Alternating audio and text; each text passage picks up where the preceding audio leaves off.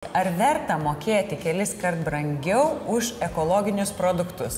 Mėsą, daržovės, netgi saldumynus. Jeigu kalbam apie daržovės, grūdinės kultūras, jeigu nekalbam apie degtinę ekologišką, rūkytą dešrą, alų, tai vienareikšmiškai verta.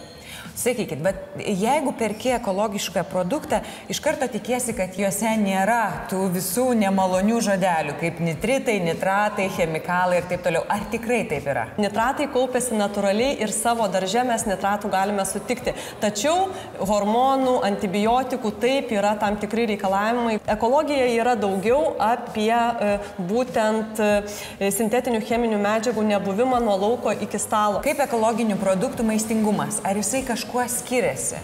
Daug yra atliekama tyrimų, tačiau nėra tokios vienareikšmiškos nuomonės, kad, pavyzdžiui, cukinija ekologiška ir cukinija įprastinė, kad jos maistinė vertė skirsis.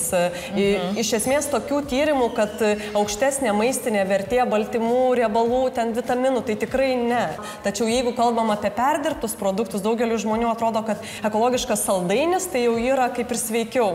Tai norėčiau pasakyti, kad cukraus poveikis toks pat, ar jis ekologiškas ar įprastinis, bet jeigu mes kalbam apie uogas ekologiškas, natūralius visus produktus, uogas, vaisius, daržovės, tai vienareikšmiškai tai yra produktai, kurie yra palankesni gamtai ir palankesni žmogui.